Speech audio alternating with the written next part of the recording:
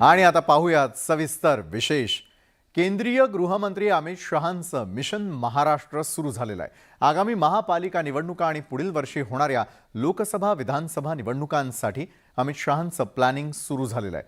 पाहूयात त्याविषयीचा आमचा हा विशेष report.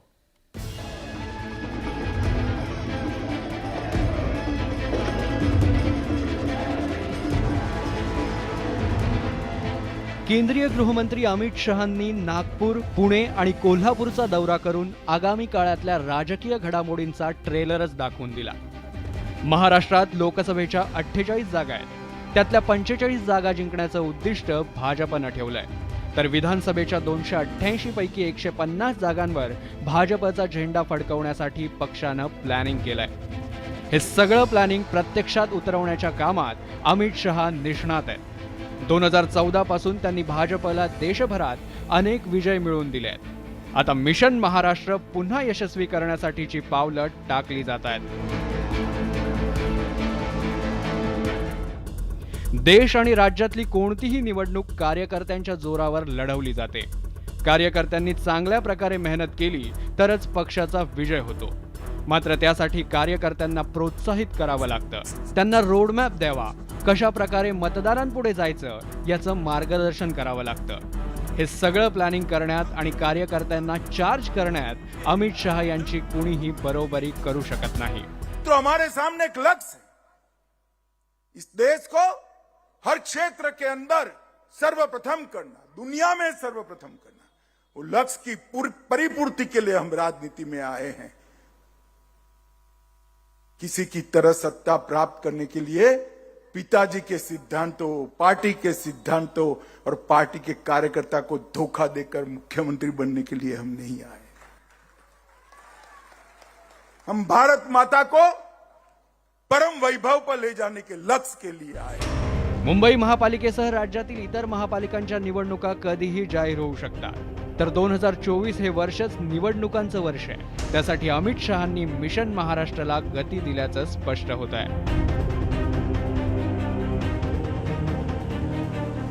Bureau report, news 18 Lokmat.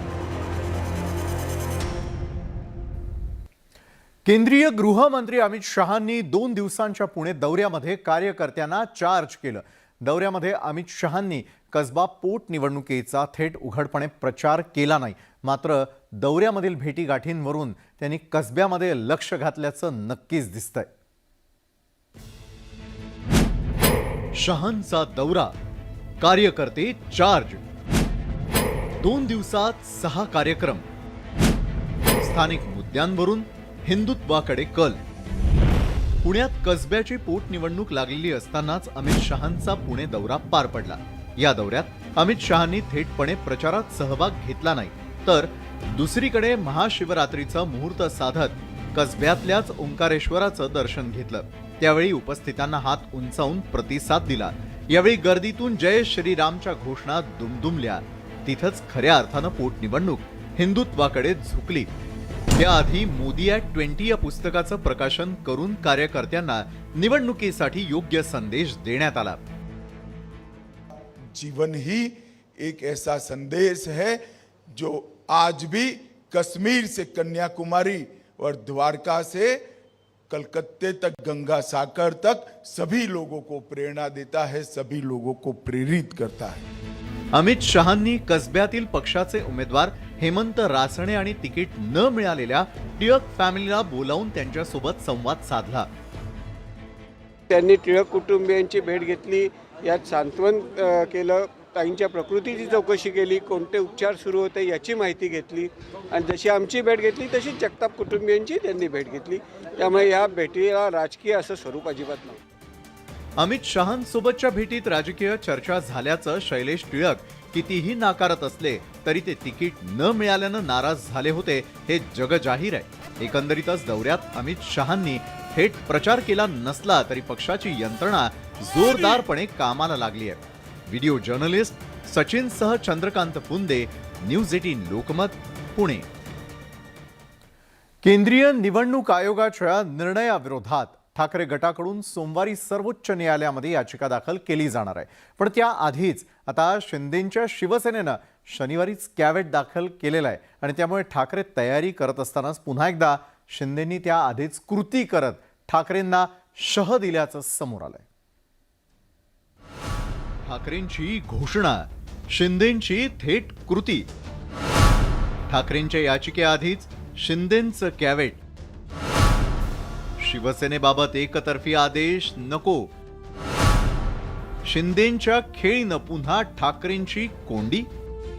Eknath Shinde यांची शिवसेना खरी असल्याचं सांगत केंद्रीय निवडणूक आयोगानं ठाकरेंची शिवसेना शिंदेंकडे दिली.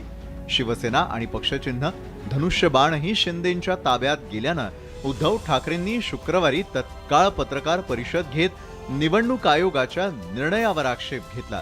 तसंच या निर्णयाविरोधात सर्वोच्च न्यायालयात याचिका दाखल करण्याचीही घोषणा केली. या निर्णयाच्या विरुद्ध आम्ही सर्वोच्च न्यायालयात तर जाणारच आहोत. आम्हाला खात्री आहे की सर्वोच्च न्यायालयामध्ये ह्याचा निकाल लागेलच. आणि दुसरी जी अपात्रतेची केस ही तिथे चालू आहे त्याच्यामध्ये सुद्धा जर घटना मानून निर्णय लागला तर अनेक घटना तज्ञांनी सांगितलेले की निर्णय काय लागणार, 16 जण हे अपात्र होणार म्हणजे होणारच असं घटना तज्ञांचं मत आहे. पण शुक्रवारी आणि शनिवारी उद्धव ठाकरे केवळ याचिका दाखल करणार म्हणून सांगत राहिले. दुसरीकडे शिंदे गटानं मात्र उद्धव ठाकरेंनी न्यायालयात धाव घेण्याचे संकेत दिल्यानंतर शनिवारी तत्काळ कॅवेट दाखल करत न्यायालयानं आपली बाजू न ऐकता एकतर्फी सुनावणी घेऊन कोणताही आदेश देऊ नये अशी विनंती केली. हे बघा, हा न्यायालयीन प्रक्रिया आहे. न्यायालयीन प्रक्रियेमध्ये जर एखादा निर्णय लागला, समजा हायकोर्टामध्ये एखादा निर्णय लागला, तर समोरची पार्टी जर सुप्रीम कोर्टात जाणार असेल तर समोर जो विरोधक असतो किंवा दुसरी पार्टी असते ती कॅवेट दाखल करून ठेवते की उद्या हे जर कोण कोर्टात आले तर ह्यांची बाजू ऐकणार, आमचीही बाजू ऐकून घ्या. ही न्यायालयीन प्रक्रिया आहे, टेक्निकल गोष्टी आहेत, त्या होतातच. शिंदेंच्या शिवसेनेची ही कृती ठाकरे गटासाठी अनपेक्षित धक्का आहे. कारण एकीकडे ठाकरेंचे कार्यकर्ते न्यायालयात जाण्यासाठी सोमवारची वाट पाहत असतानाच शिंदेंनी थेट कॅवेट दाखल केला. पण सगळं काही ठरवून झाल्यानं शिंदे गटानं कॅवेट सुद्धा अगोदर तयार करून ठेवलं असावं असा टोला विरोधी पक्षनेते अंबादास दानवेंनी लगावलाय. हे सगळं ठरवून केलेलं आहे तर ताबडतोब लक्षात येतं ना. निकाल लागणार त्यांना माहिती. मी तो निकाल लागायच्या आधी कॅवेट तयार असेल यांचं.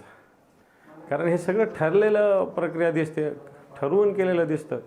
त्यामुळे याच्यात फार काही आश्चर्य वाटावं अशातला काही भाग नाही.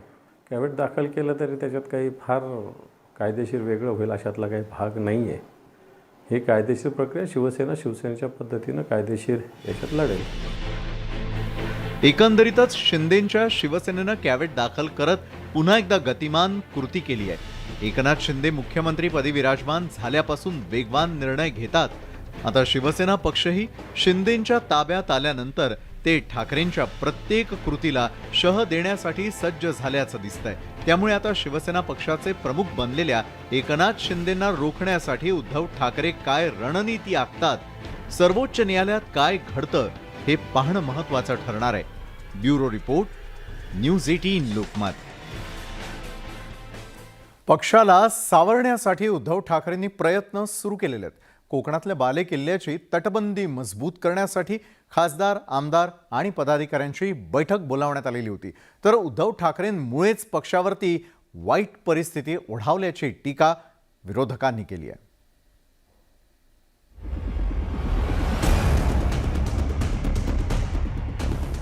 पक्षाची शून्यातून सुरुवात करण्यासाठी उद्धव ठाकरे आता रस्त्यावर उतरले आहेत. आता संघर्षाची ठिणगी पेटली आहे. आपण विजयाचा वणवा पेटूया अशा शब्दात त्यांनी शिवसैनिकांना आगामी लढाईसाठी सज्ज केलं. रस्त्यावरील लढाई आणि निवडणुकांचं प्लॅनिंग अशा दुहेरी रणनीतीतून उद्धव ठाकरेंनी पाऊल टाकायला सुरुवात केली आहे. पक्षचिन्ह आणि नाव गेल्यानंतर आपली भूमिका मतदारांपर्यंत पोहोचवण्यासाठी कोकणातील बडे नेते आणि पदाधिकाऱ्यांची मातोश्रीवर बैठक बोलवण्यात आली. निवडणूक आयोगानं शिवसेना नाव आणि धनुष्यबाण चिन्ह एकनाथ शिंदेंना देण्याचा निर्णय घेतल्यानं उद्धव ठाकरेंच्या पक्षाला मोठा दणका बसलाय. मात्र उद्धव ठाकरेंनी घेतलेले चुकीचे निर्णय, महाविकास आघाडीतला प्रवेश यामुळेच फरफट होत असल्याची टीका विरोधकांनी केली आहे. आम्ही आमच्या रक्ताने शिवसेना उभी करण्यामध्ये आमचा हातभार आहे. आम्हाला काही पक्ष उभा करायची गरज नाहीये.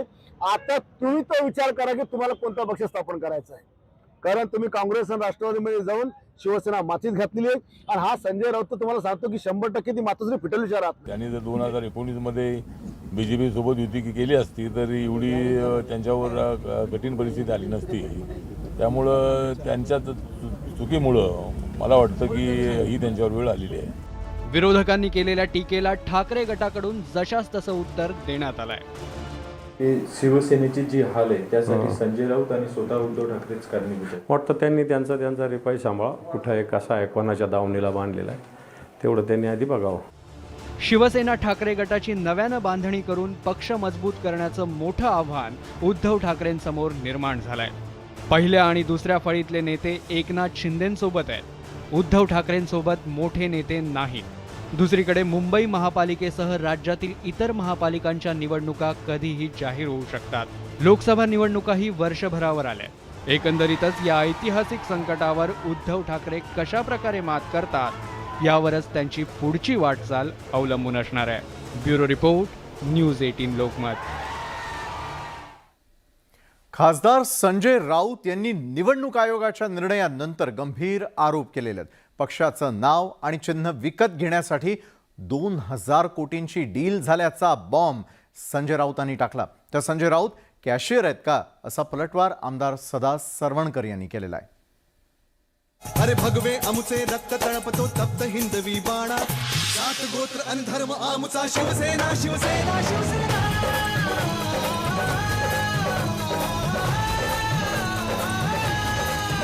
शिवसेना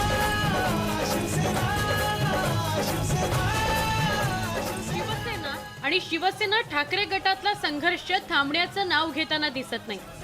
निवडणूक आयोगानं पक्ष आणि चिन्ह एकनाथ शिंदेंना देण्याचा निर्णय घेतला. त्यानंतर दोन्ही पक्ष पुन्हा आमने-सामने उभे ठाकलेत. दोन्ही बाजूनी एकमेकांवर आरोपांच्या फैरी सुरू आहेत. त्यातच आता संजय राऊतांनी मोठा आरोप केलाय. शिवसेना पक्ष आणि धनुष्यबाण चिन्हाकरता व्यवहार झाल्याचा खळबळजनक आरोप संजय राऊतांनी केलाय. जो पक्ष आणि जो नेता शाखा प्रमुख आणि नगरसेवकांना विकत घेण्यासाठी 50-50 लाख रुपये देतात, आमदारांना विकत घेण्यासाठी 50 कोटी आणि खासदारांना विकत घ्यायला 100 कोटी देतात, तो पक्ष शिवसेना हे नाव आणि चिन्ह विकत घेण्यासाठी किती मोठा सौदा करून बसला असेल. आतापर्यंत चिन्ह आणि शिवसेना हे नाव विकत घेतलं गेलं. हा न्याय नाहीये. हा निर्णय विकत घेतलेला आहे. हा सौदा आहे, हे डील आहे. संजय राऊतांनी पक्ष आणि चिन्हाचा सौदा झाल्याचा आरोप केल्यानं शिवसेनेच्या नेत्यांनी संताप व्यक्त केलाय. संजय राऊत हे एखाद्या कॅशियर प्रमाणे बोलतायत असा टोला आमदार सदा सरवणकर यांनी लगावला. सुप्रीम कोर्टातही सत्याचाच विजय होईल असा विश्वास सरवणकर यांनी व्यक्त केला. एखादा कॅशियर असावा आणि त्यांनी पैसे मोजून गल्ल्यात किती पैसे आलेत हे सांगावं, अशा प्रकारचे आरोप हे संजय राऊत साहेब करतात. मला असं वाटतं त्यांच्या या सगळ्या आरोपांमधनं त्यांची संस्कृती आणि त्यांचे विचार हे आज जनतेसमोर येत आहेत. मी वारंवार सांगतोय की आमच्या ठाण्यामध्ये एक फेमस हॉस्पिटल आहे. संजय राऊतांवरती त्यांचं मानसिक संतुलन बिघडलेलं आहे आणि त्यांना ट्रीटमेंटची गरज आहे. ते आमच्या ठाण्यात अवेलेबल होईल. त्यांच्या ज्या बाष्कळ प्रतिक्रिया आहेत ना, त्यांच्यावरती शेंबडं पोरही आता असतं. शिवसेना आणि ठाकरे गटात मागील वर्षी जून महिन्यापासून सुरू झालेला संघर्ष आता शिगेला पोहोचलाय. आगामी महापालिका निवडणुकीतही या संघर्षाचे पडसाद बघायला मिळणार आहेत. परिणामी हा संघर्ष सध्या तरी शमण्याची चिन्ह दिसत नाही.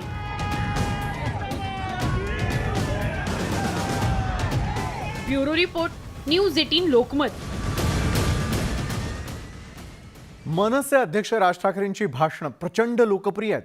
राज ठाकरेंच्या तोंडीचा एकही नेता, त्या तोडीचा एकही नेता राज्यात नाहीये. राज ठाकरे यांच्या भाषणातून भल्या भल्यांना घाम फोडतात, मात्र भाषण करण्याआधी राज ठाकरेंना देखील घाम फुटतो.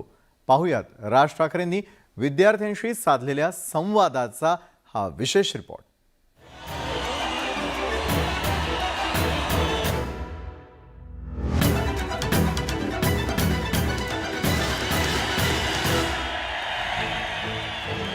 मनसे अध्यक्ष राज ठाकरेंच्या भाषणाला लाखोंची गर्दी होते. त्या गर्दीसमोर राज ठाकरे खणखणीत आणि दणदणीत भाषण करतात. मात्र आता तुम्ही पाहत असलेले राज ठाकरे वेगळ्या भूमिकेत आहेत. मुंबईतील मुलुंडच्या व्हीजेटीआय कॉलेजमधील विद्यार्थ्यांसोबत संवाद साधताना भाषण करण्याआधीची स्थिती राज ठाकरेंनी सांगितली. माझ्या पूर्ण हाताला मुंग्या आलेल्या असतात, हातपाय थंड पडलेले असतात, माझ्या हातापायाला घाम फुटलेला असतो. याचं एकमेव कारण म्हणजे मला माहीत नसतं मी काय बोलणार. शिवसेना प्रमुख बाळासाहेब ठाकरेंचा राज ठाकरेंच्या भाषणावर मोठा प्रभाव आहे. त्याचं कारणही यावेळी राज ठाकरेंनी सांगितलं. शिवसेना प्रमुख बाळासाहेब ठाकरेंनी राज ठाकरेंना भाषणाच्या टिप्स दिल्या होत्या. जमलेल्या माझ्या तमाम हिंदू बांधवांना भगिनींना, जे मैदान असेल त्या मैदानाची भाषा बोल. कसं बोललो हे महत्वाचं नाही. मी समोरच्या लोकांना मी काय खुराक दिला, त्यांना मी काय विचार करायला दिला, त्याचा पहिला विचार कर. आणि आपण किती शहाणे आहोत हे सांगायचा प्रयत्न करू नकोस, ते कसे शहाणे होतील याचा विचार कर. शिवसेना प्रमुख बाळासाहेब ठाकरेंनी राज ठाकरेंचं भाषण कशा प्रकारे ऐकलं होतं याचा हा भन्नाट किस्सा ऐका. तर कुठच्या तरी माणसाने तो जो स्पीकर असतो ते हे असतात ना पानटापऱ्या वगैरे, त्या पानटापीच्या इकडनं फोन लावलेला बाळासाहेबांना आणि स्पीकरवरनं माझं भाषण ऐकवत होतं. राज ठाकरेंनी यावेळी त्यांचं नाव कसं ठेवण्यात आलं याची आठवण विद्यार्थ्यांना सांगितली. माझे वडील संगीतकार होते. माझ्या वडिलांकडे मोहम्मद रफी साहेबांनी जवळपास 14 गाणी मराठीत गायले. आणि माझ्या वडिलांची इच्छा होती की मी काहीतरी संगीतात करावं. त्याच्यामुळे माझं पहिलं नाव माझं त्यांनी स्वरराज असं नाव ठेवलं. सध्याची तरुणाई सोशल मीडियाच्या विळख्यात अडकली आहे. त्यावर राज ठाकरेंनी तरुणांना खास सल्ला दिला. मला हे सोशल मीडियावरती मला व्यंगचित्र करायला आवडत नाही. तर सोशल मीडिया त्याला ना आई ना बाप, कळलं का? कोण कुठे काय चाललेलं असतं कोणाला काही त्याला काही पडलेलीच नसते. म्हणजे त्याच्यावरती येणाऱ्या सगळ्या बऱ्याचशा गोष्टी या बेवारसच असतात, त्याला काही अर्थच नसतो. मनसे अध्यक्ष राज ठाकरेंनी धम्माल किस्से सांगत विद्यार्थ्यांना दिलेले सल्ले त्यांच्या नेहमीच लक्षात राहतील.